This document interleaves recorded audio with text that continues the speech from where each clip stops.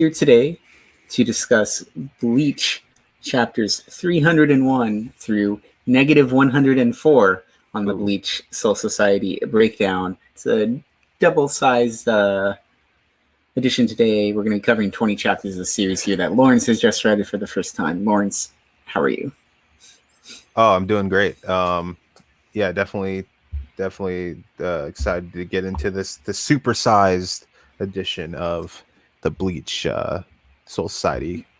Whatever we're gonna call it, recap or whatever. Yeah, breakdown. Breakdown. Yeah, a lot has happened in the past few days, and we're going to cover a lot today as well. Mm-hmm. So to recap where we last left off yesterday, Nell fights Neutra in her original adult form and then in her release state, but reverts back to a child before being able to end the fight. As Ichigo and his allies around the battlefield face their respective deaths, the Soul Society captains arrive to save the day. We get Zaraki with Neutra, Byakuya with Zamari, Unohana with the Exequus, and Mayuri with Sazielaporo. Start things off. What did you think of the Volume 34 poem for King of the Kill, which I am now about to read to you as a refresher? So the poem for Volume 34, King of the Kill, is: If I am given wings, I would fly for you, even if all of this earth sinks into the water. If I am given a sword, I would stand and fight for you, even if all of the sky was shot through by your light. Yeah, definitely. I like definitely one of the better poems. I think. And it relates to. I think it closely kind of relates to like Nell's story, and then in terms of like her, like, wanting to like fight for Ichigo, and then also her counterparts like wanting to like fight for her once they like saw her release and all that. So yeah, I can see how it relates closely to the theme. And there's also like the captains coming in to kind of save the day in terms of with Rukia and Renji and Ichigo and all that. So yeah, definitely you could see how it would fit thematically. Yeah, it's a good one for Nell there, Mm-hmm. as she graces the cover for King of the Kill. Mm-hmm. So where we last left off yesterday, Byakuya and Zamari's fight was getting into it. What did you think of Byakuya versus Zamari? It was definitely exciting to see Byakuya like own someone. I mean, in terms of like Zamari as like a character, like he kind of was like kind of fodder-ish to me. Like there was a fun Shenpo battle moment when they were like dude like like as I said, doing the little dick measuring contest like there.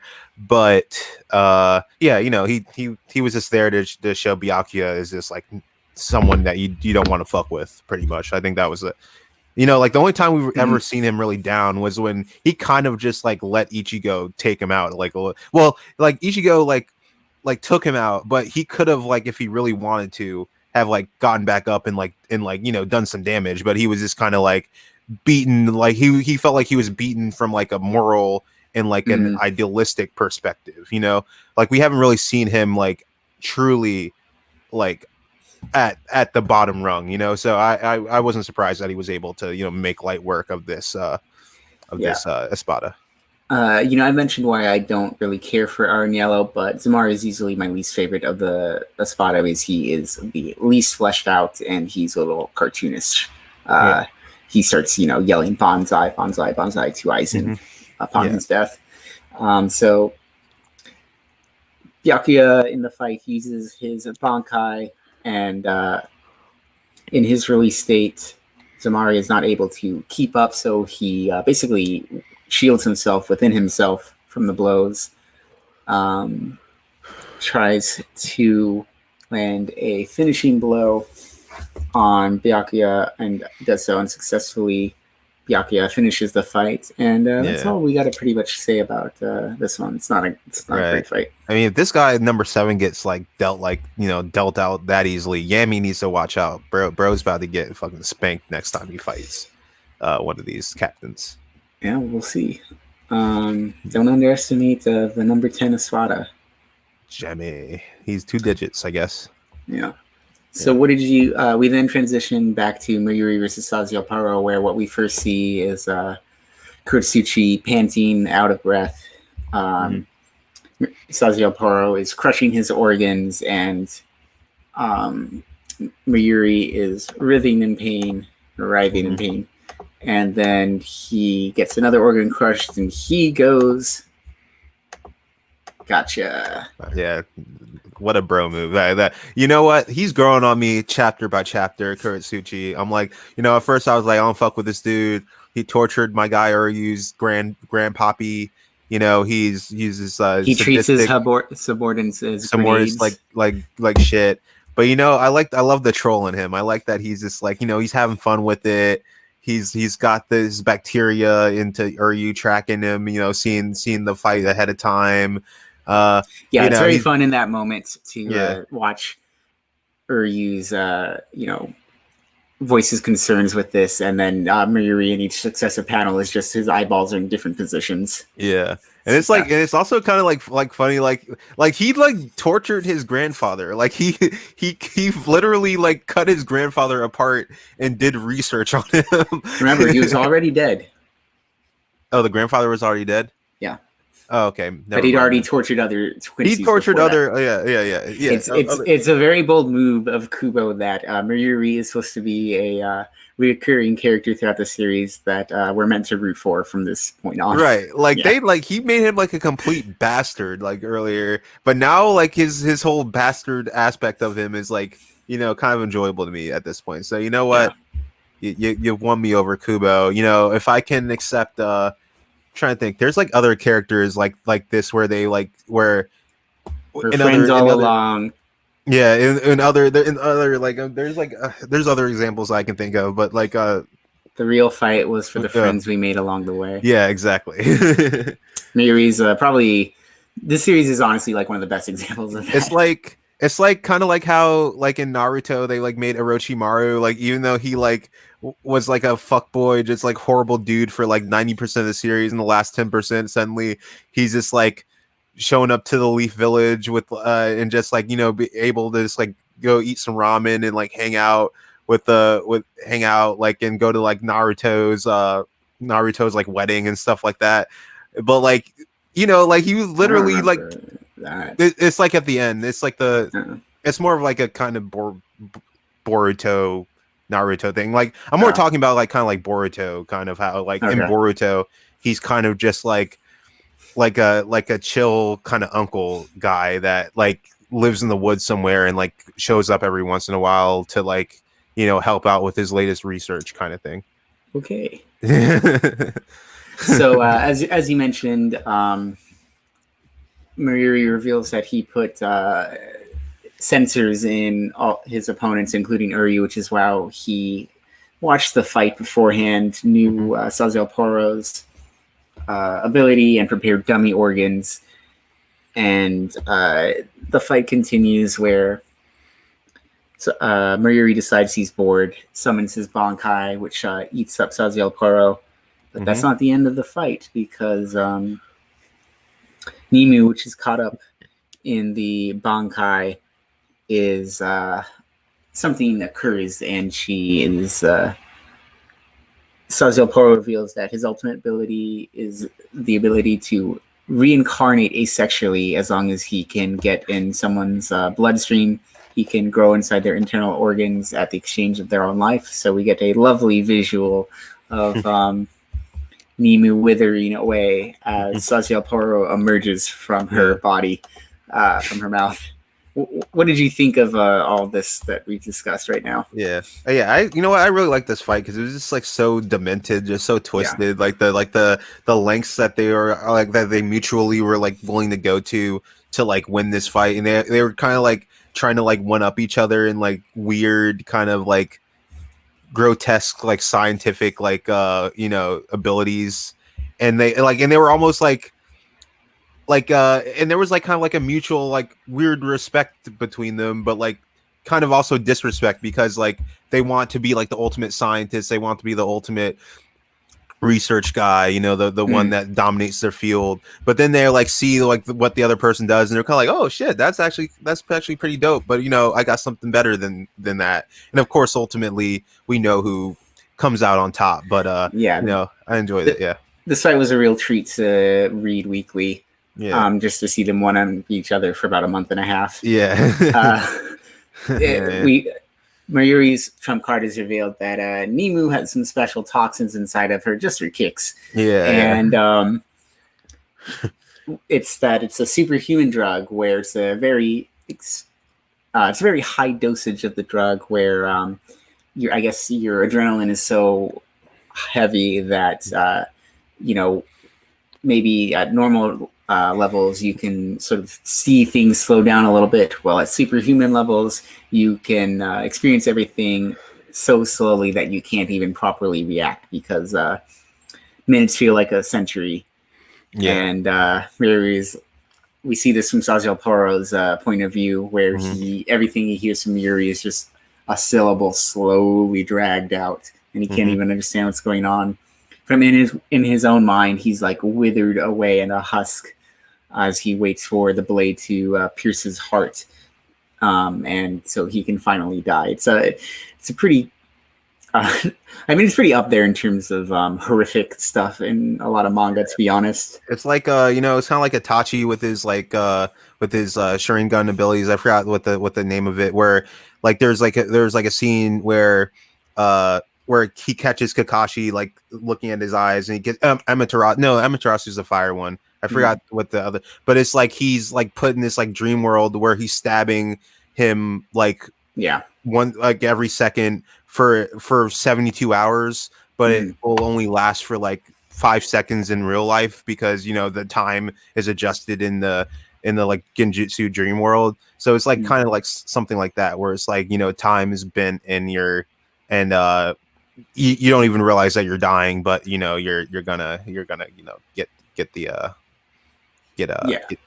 dealt with. The eternal, like the concept of someone being eternal or a death taking an eternity in their own perspective is definitely whenever I encounter that in a work, it's like a very horrific thing. It's definitely one of the and it's a Eternal Tsukuyomi or something. I think that was the one from Naruto. But and I liked it, like the way he kind of explained it. He like almost did it like in a kind of way where he was like paying him a little respect, because he was like, when you're like in an intense fight and everything kind of slows down because you're like fighting someone with like equal strength, and and this time slows, and he kind of explained it that way. Well, this drug is going to make you feel that exact feeling right now, and even though you're moving slowly, and I'm going to like in real time handle you real quick. And then of course, like you said, you got to see it from his perspective, Saizo Poro's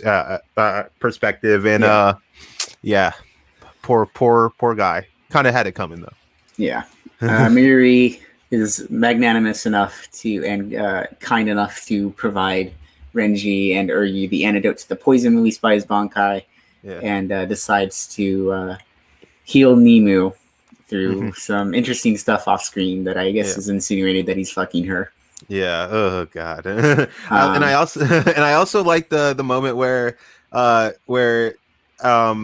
Renji was like throwing up and whatever and like reacting to the poison, and Uryu's like, well, like, you know what, I must be fine because I already experienced this like level of poison, so I got the antibodies built up. And then like 2 seconds later he's like throwing up, and he's like and then Chris is like, you fool, I change these every time, every day. So Miri's it's a bold choice to make Miri a fun one, but he's a fun one for the rest of the series now. Buckle up whenever he shows up to fight. Yeah, I'm looking forward to it for sure. So he revives Nemu, and she uncovers Donde and Pendashaka, who must Peshe and Dondashaka, who must then get out of the way or else be killed by Nemu as she continues to dig through the rubble, because she discovers for Mayuri the laboratory of Sazio Poro, where he finds 2 bodies hanging, and that's the last we see of this. What did you think of this? I mean, like, it made sense in terms of you know, him saying that this is like the room where like the room is left standing is usually like the most protected room where Hmm. someone like in their line of work would leave their precious research subjects. So yeah, I'm definitely intrigued to see what these two bodies are that are hanging in this room, and whether or not this flashback that we have coming up might shed some light on it or not. You know, you will get some payoff on this, but it's going to take about 300 chapters. So Really, so it's not really even relevant to this current like storyline. nope. So okay, so it sounds like Kurosachi's like, oh shit, okay, I'm gonna take these bodies and then we'll pay it forward later. Okay, I gotcha. Yeah. But it's definitely a good reveal. I mean, it was definitely something where I remembered, Yeah. I guess, it happening, and I'd been waiting in the series, and when it showed up, it was worthwhile. You're only gonna have to wait like another month or so for Okay. you to get to it, but I had to wait like 7 or 8 years. So Yeah. Okay, I see what you mean. we're gonna take a quick diversion here to the third popularity contest, in 10th place. I'll have to read this. In 10th place was Ulquiorra with 3,751 votes. Mm-hmm. Any thoughts on that? Yeah, man, I'm surprised he really jumped all the way up there. I wasn't expecting some Espadas to get up in that top 10, but he's as I said, like he's of the Espadas, I probably like him the most because he's like the most like morally ambiguous, and you're kind of like, like you kind of like see as he's like working things out in real time a little bit, and yeah, so yeah, I'm definitely excited to see where his whole arc ends up. In 9th place, we got Kira Zuru with 3,852 votes, so just about 101 difference between 10th and 9th. Yeah. 8th, Orihime with 3,975 votes.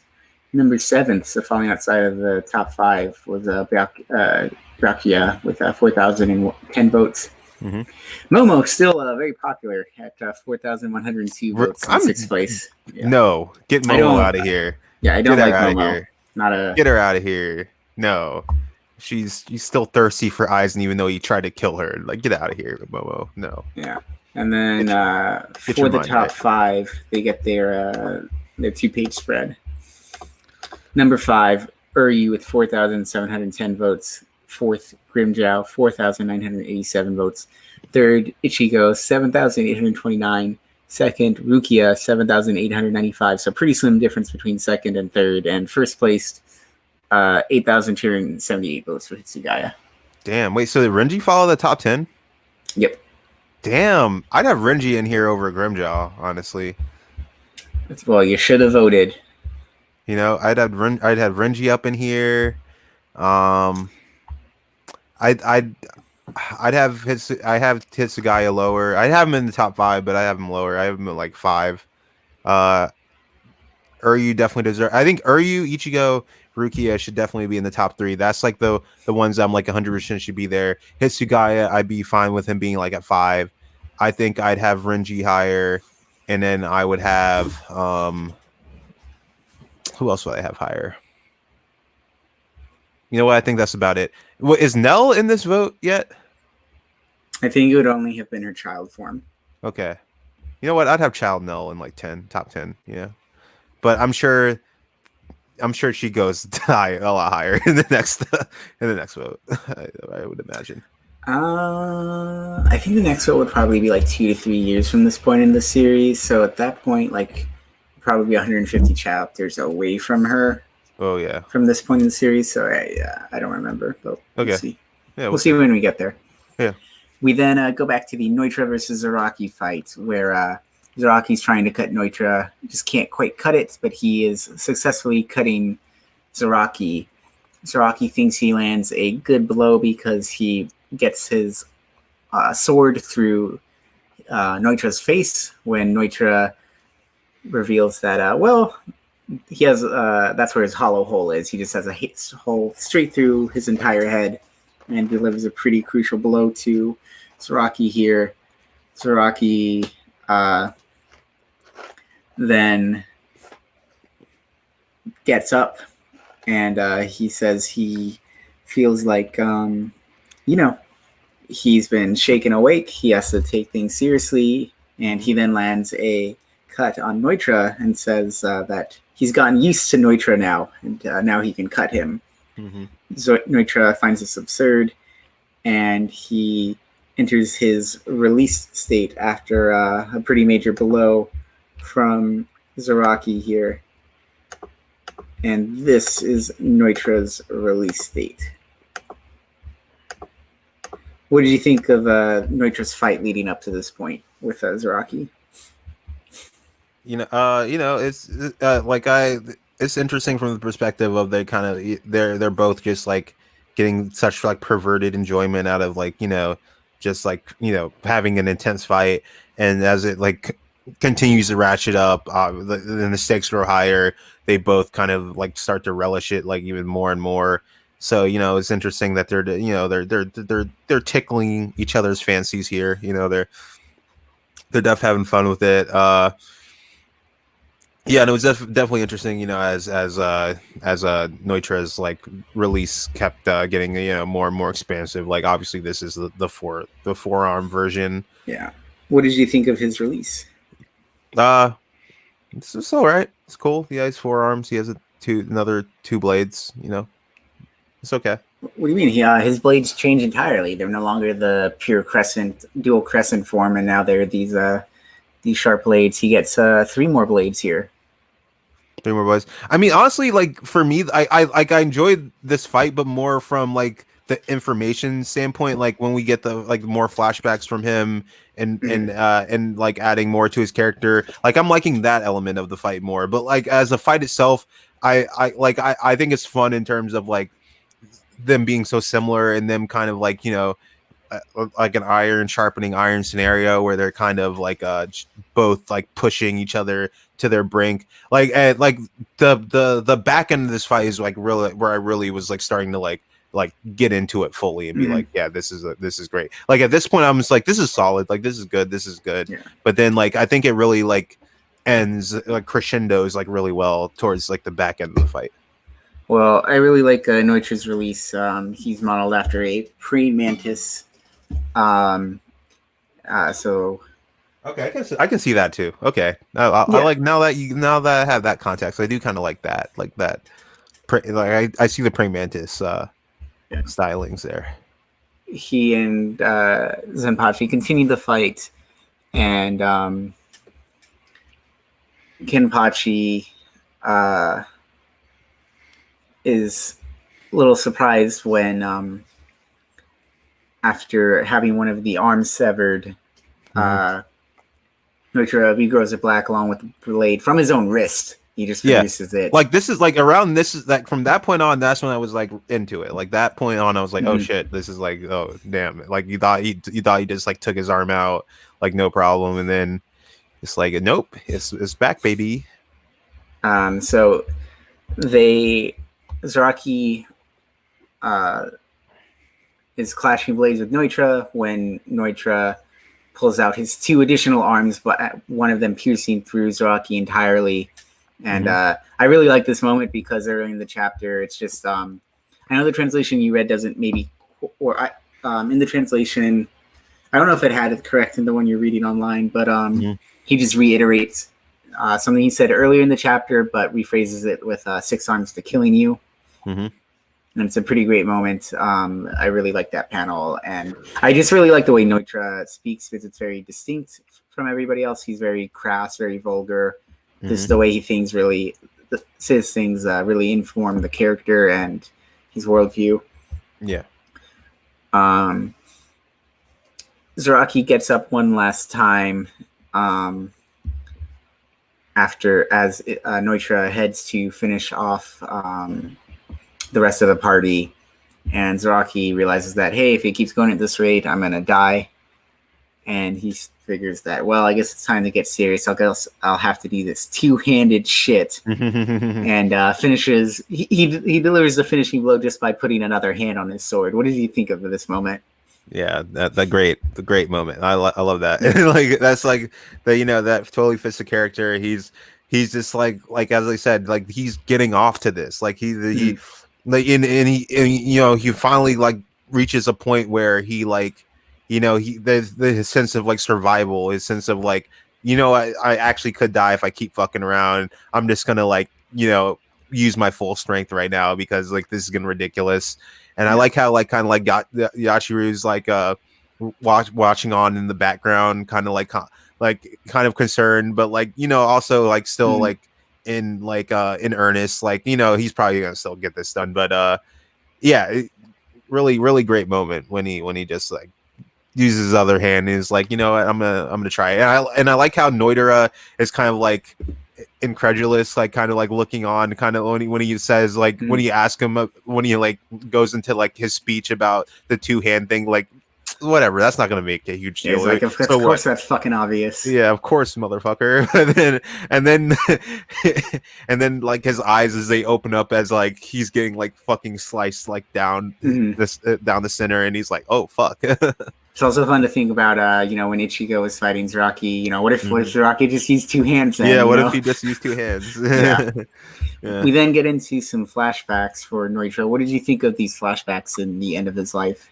I really like the flashbacks, because he got like I think it expounded really well upon like his previous flashbacks with Nell in terms of him like commenting on her like calling him a beast and how he was like, oh, don't like look down on me, like in he just doesn't like to feel like disrespected, and it kind of like you got more of that in this flashback where he's where they're kind of like discussing about their a mission that they're on. He's like going overzealous. He's like killing people that he didn't really need to kill. And he's like going out of his way to just like seek out fights and like uh seek out like death almost, in terms of like he wants to fight. He wants to win the fights, but he's fighting because he's not afraid to die. Like he almost wants to die a little bit. Mm-hmm. And it's interesting to see how Nell kind of like sees that in him, and is like one of the few people that's willing to kind of like confront that aspect and say like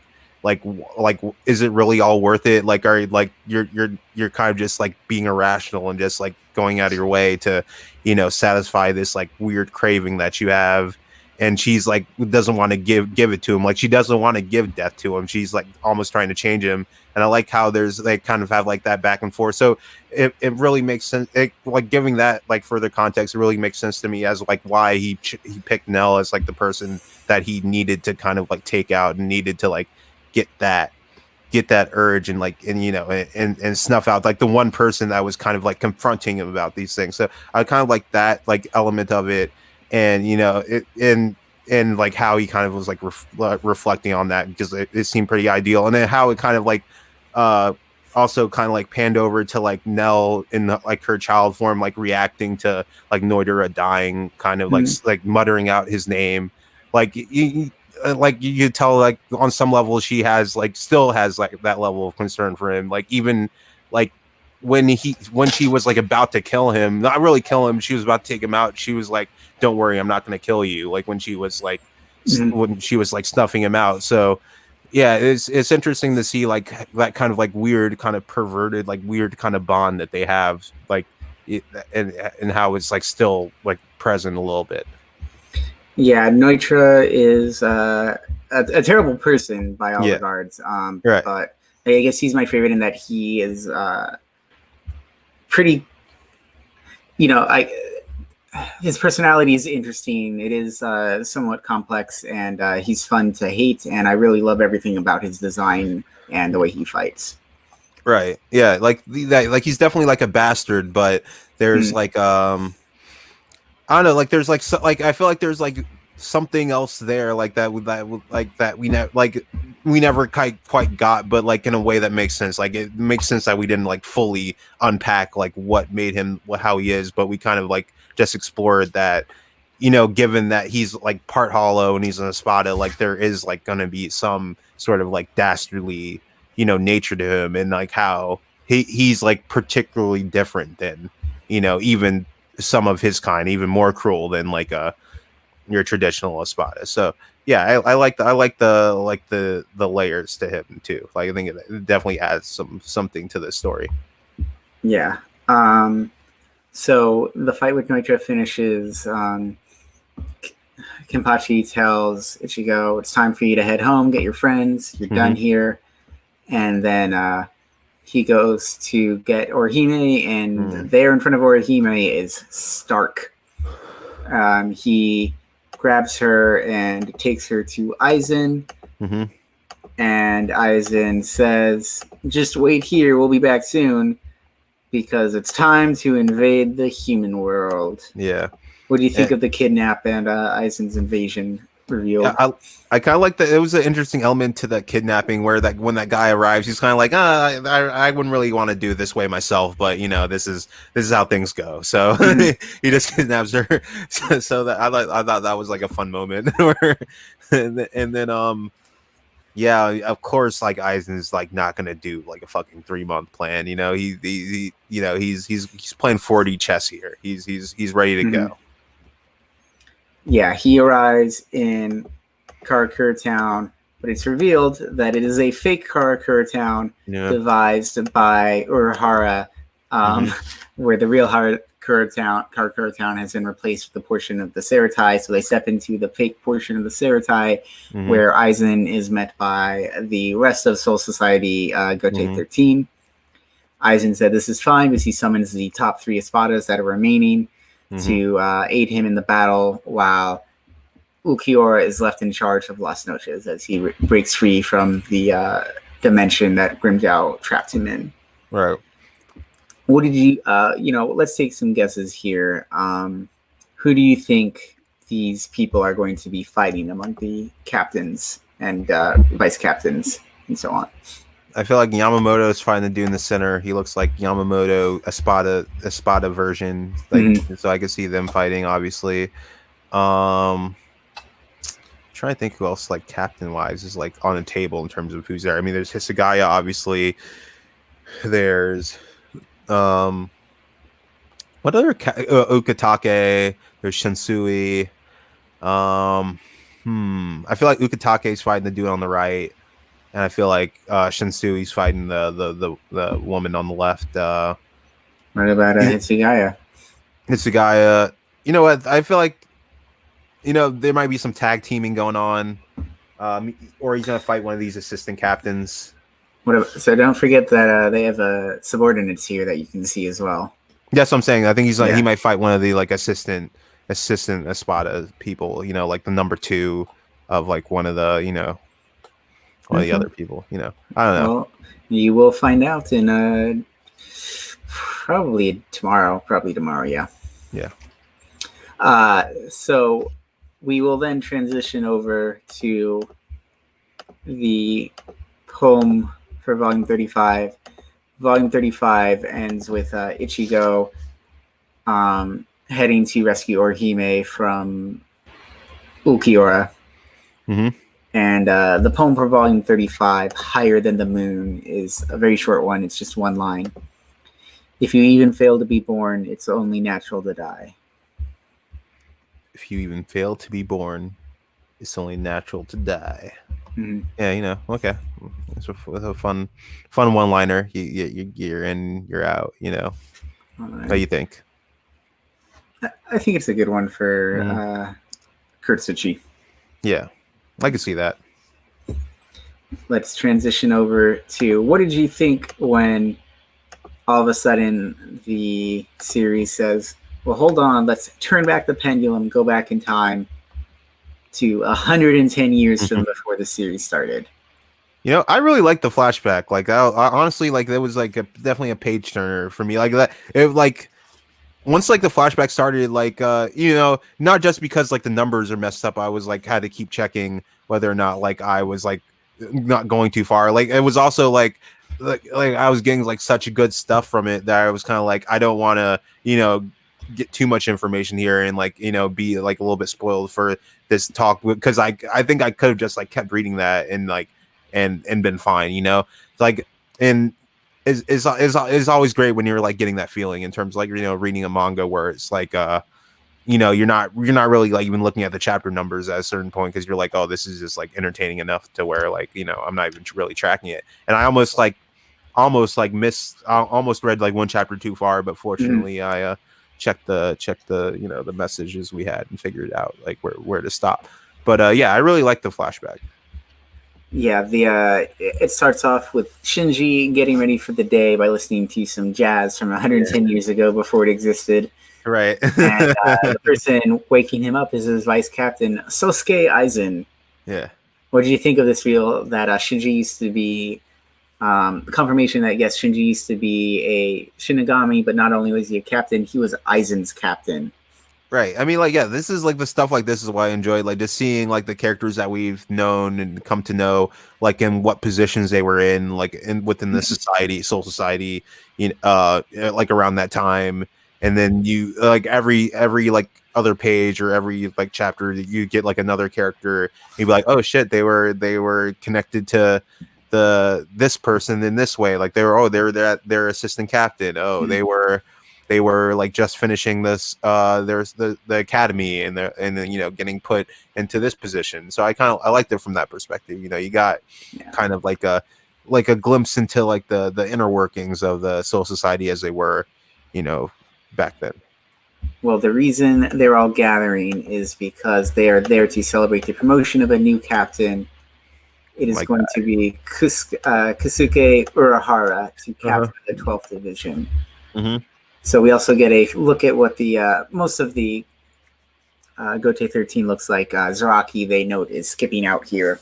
Mm-hmm. And they mentioned that the 10th Division captain was killed recently. One of them, I think, in 13th Division supposedly stepped down, and 12th Division was promoted to the Royal Squad, Squad Zero. Mm-hmm. What did you think of any of this information? Yeah, I mean, obviously, like you kind of got the vibe that the captains, as they stood, there was like a quick turnover rate at that moment in time. There were like a lot of uncertainty, a lot of moving pieces. So yeah, you kind of got the feeling that they're in disarray. They're in disarray at the moment, and in like what Urahara plans to do with his like new captaincy, you see that he's kind of like looking for a way to like change things, Yeah. to strengthen their ranks. So we see a lot of the wizards here. Yeah. Hiyori is revealed to be the vice captain for Division 12, where her former captain was promoted. Hikifune was promoted to the Royal Squad. We see Kensei, Love, and Rose here standing alongside Shinji as captains in their own right, as well as Yuriichi back when she was captain of 2nd Division, and Byakuya's father as the captain of 6th Division. Right.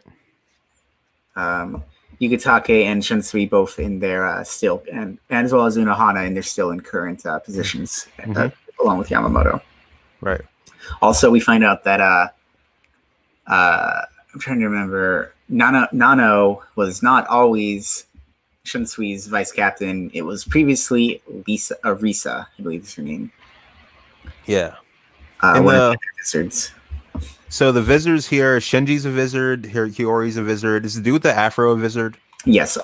Everybody alongside Hiyori except Yukatake, who's on the far right, is a wizard. Everyone is okay. So wait, which one? Okay, so I see Shinji, the dude with the afro. So the dude to the right of the dude with the afro is a wizard? That's Kensei, yeah. Oh, is that the one who's kind of like brash a little bit like that? It's like, yeah, okay, gotcha. Yeah. And then the one to the left of Shinji is Rose, the guy with the hair who wears like a tracksuit. Yeah. No, yeah. Love wears a tracksuit. Lovely. Rose wears the sort of frilly clothing. Okay, I do recall that. So they're gathered there for Urahara's promotion, where Yoriichi had him previously as the 3rd seat in 2nd Division and recommended he become the new captain.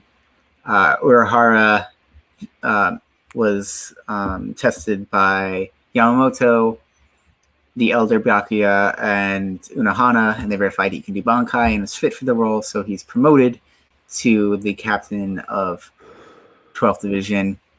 Hiyori is reluctant to accept him, and on their second day together, he decides to found the.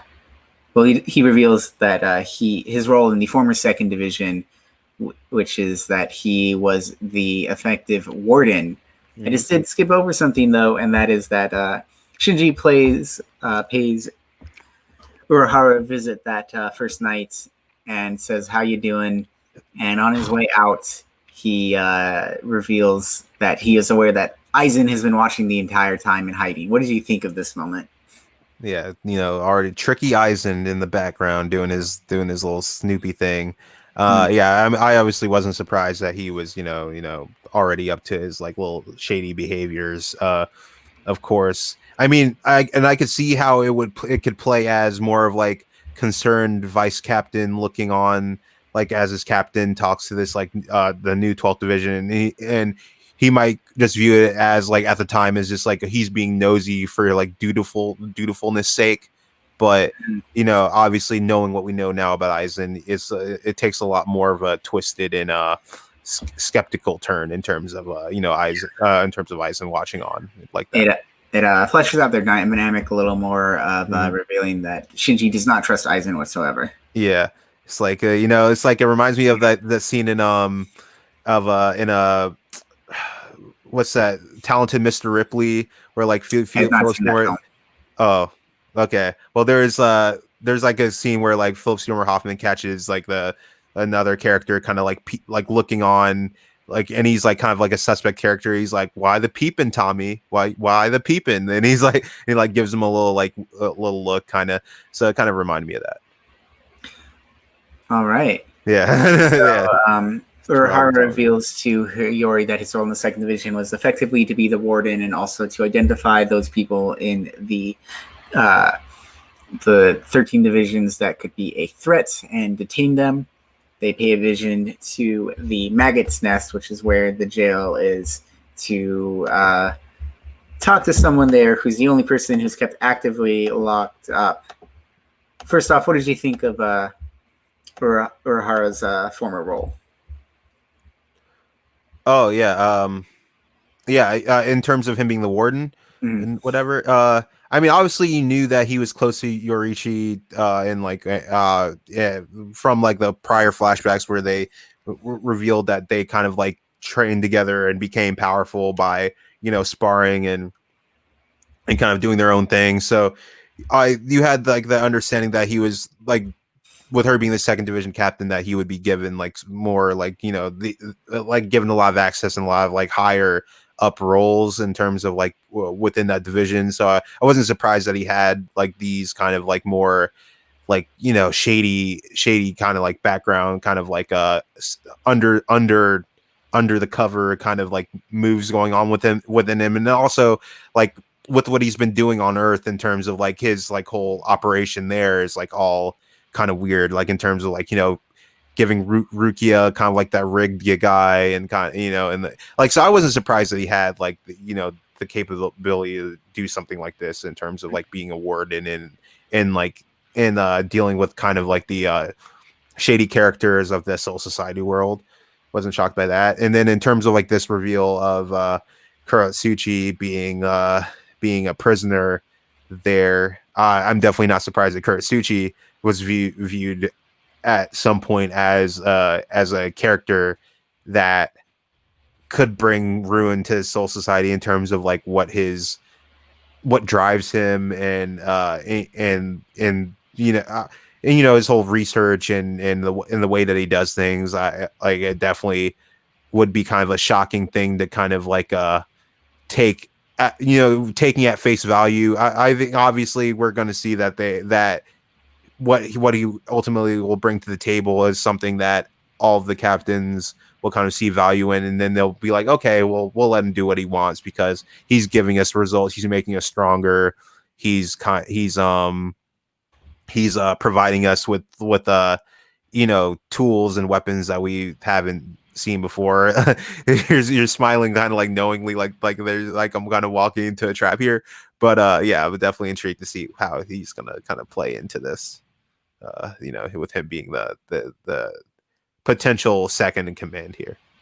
Yeah. So he reveals that he wants to break Muri out to become the second command for the research division that he wants to create. And then we move forward 9 years in time. Yeah. We get to see a little flashback of Byakuya as a young teenager here. What did you think of that quick one? Yeah, you know, it had some angst. There was a fun moment where Yorichi arrives and he's kind of like, "Get out of here, like cat lady or whatever." You know, they like and they kind of do like the early beginnings of his like little shunpo like fascination. You know, like they have that going on.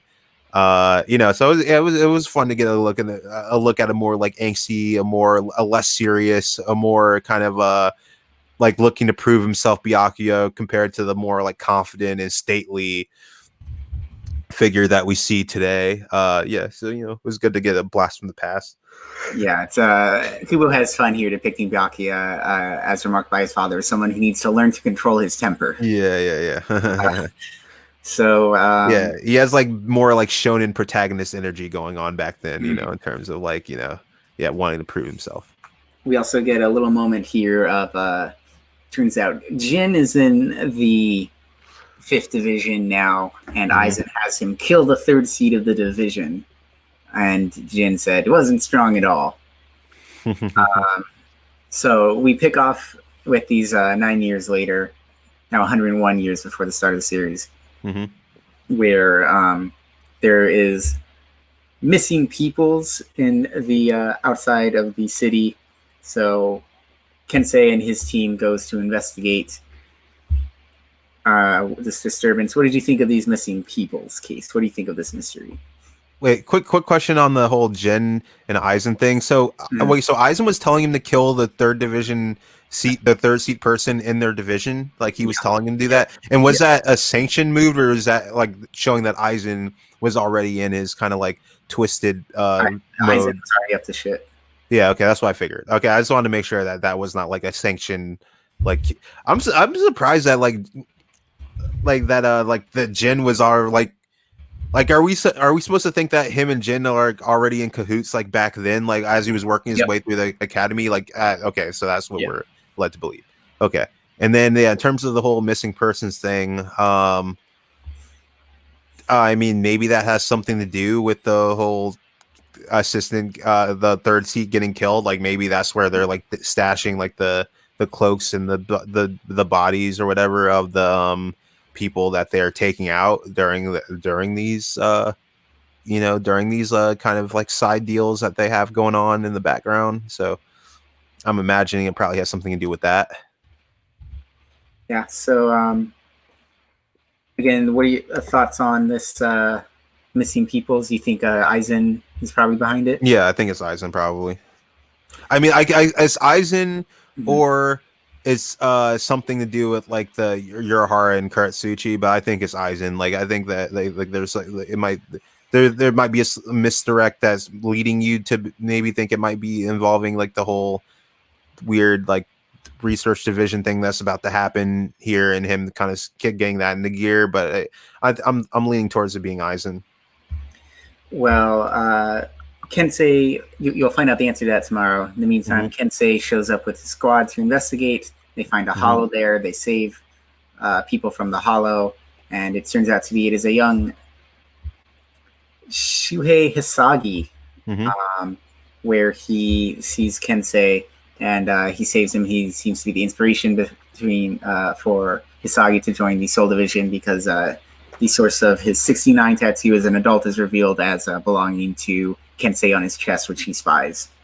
So, dude, where is Kensagi? I can't remember him honestly. Hisagi was Tosin's vice captain. He's the guy with 69 tattooed on his face.